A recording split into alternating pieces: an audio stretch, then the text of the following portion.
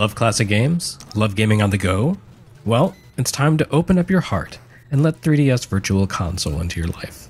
While Virtual Console on 3DS lacks the impressive breadth and depth of Wii's Virtual Console, offering only Game Boy, Game Gear, NES, and 3D Classics remakes, there are still tons of classics to choose from. So, rather than lay down your hard-earned cash indiscriminately, why not base your impulse purchases on our worldly wisdom? Start your 3DS Classics collection with the following greats.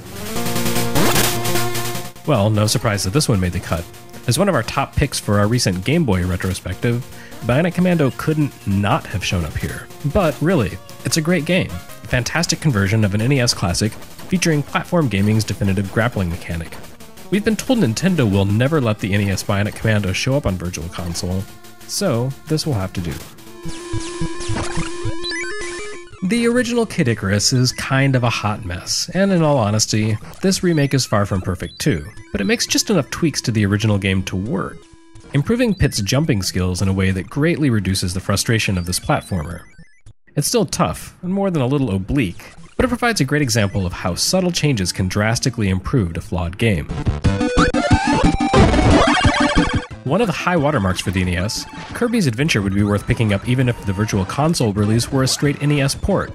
It's a great looking platformer that really cemented the whole Kirby thing. But no, they went and added optional 3D graphics too. Not that the whizzy visuals make any real difference to the action, but it's great to see a true classic revisited in such fine style. 3DS Virtual Console is home to a lot of Zelda games, but Link's Awakening is the best of them all. A slightly unconventional take on the series, in that you can actually unequip Link's sword and jump over pits. This classic Game Boy Adventure reworks the style of A Link to the Past into something perfectly suited for a portable platform, and its story proves to have a surprisingly bittersweet tone in the end, making for a fun, funny, and ultimately memorable journey.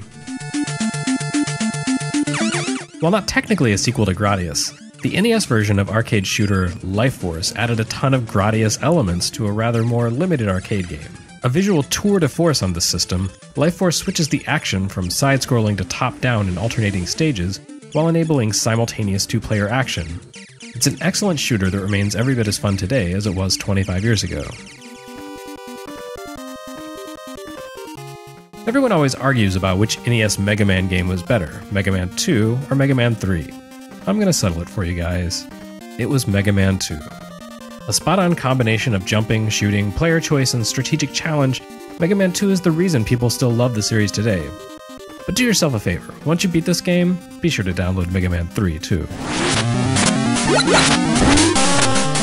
The Game Boy Mega Man games didn't really come into their own until Mega Man 4, but it was this final entry in the series that really stands out.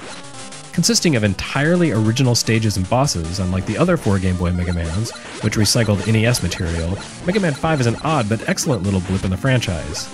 And its late release and relative rarity mean the Virtual Console release will save you about $100 versus the original Game Boy cartridge on eBay. One of the Game Boy's more obscure treasures, MANIA really should have made our best of list last month.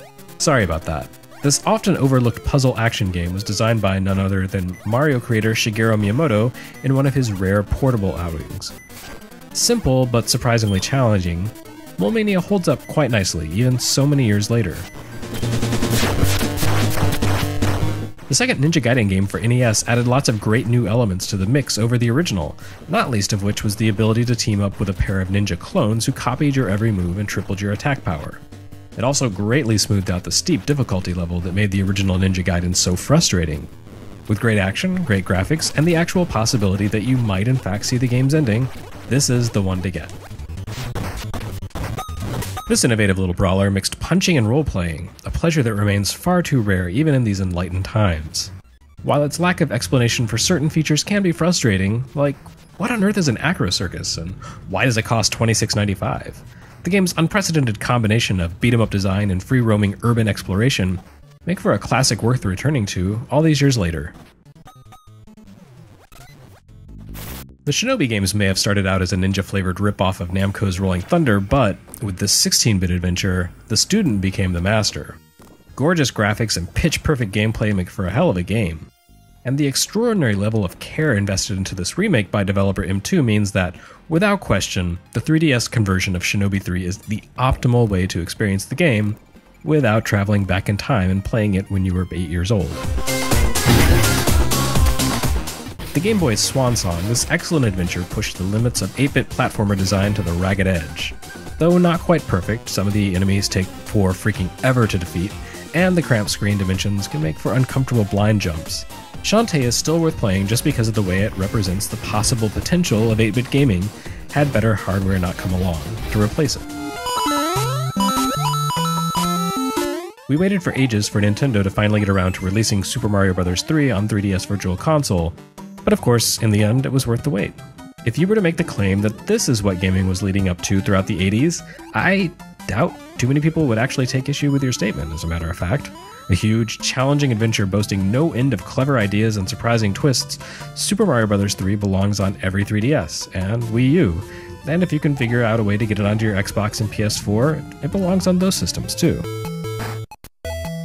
Thanks to the 3DS's backward compatibility, there's no lack of Tetris options on the system. But with Tetris DS having lost its online component in the wake of last week's Nintendo Wi-Fi shutdown, RIP, you may as well just go with the OG, Bulletproof Software's Tetris for Game Boy.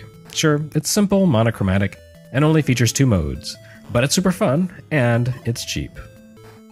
For more life-changing video game advice, keep reading usgamer.net, and be sure to subscribe to our YouTube channel too, because you're cool.